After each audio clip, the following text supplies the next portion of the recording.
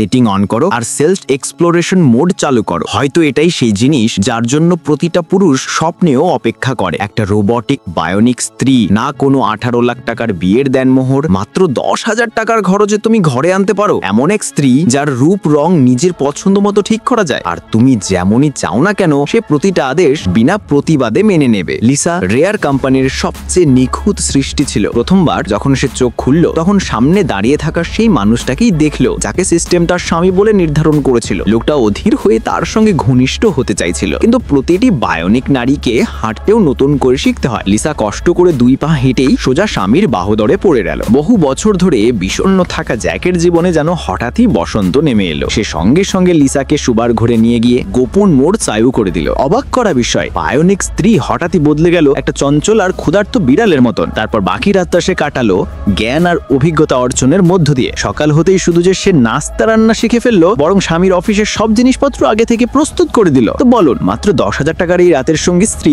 আপনি কি নিতে চাইবেন?